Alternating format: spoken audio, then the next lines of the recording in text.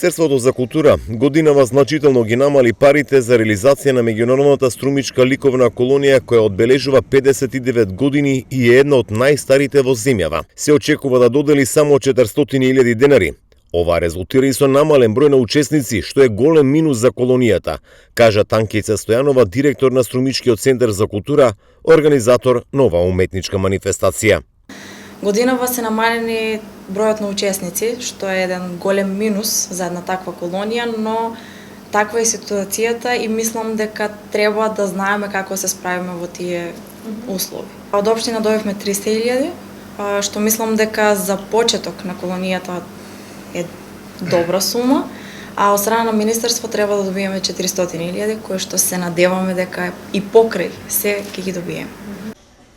Со оглед на реномето, Министерството за култура ќе мора да додели повеќе пари за меѓународната струмичка ликовна колонија, каде твореле голем број познати уметници од земјава и од светот, подлече уметникот Александар Филев. Домашни автори, почнувајќи од Мартиновски, Пандилов, Шемов, Чемерски, Мазев и ред други уметници.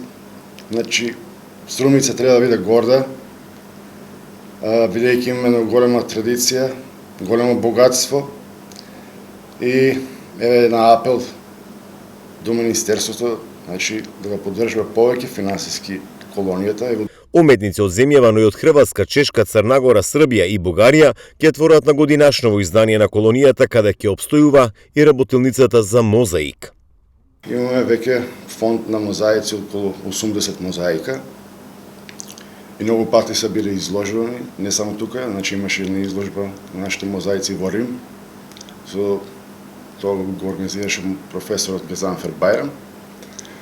Така да, еве, единствена колонија која се работи оваа техника.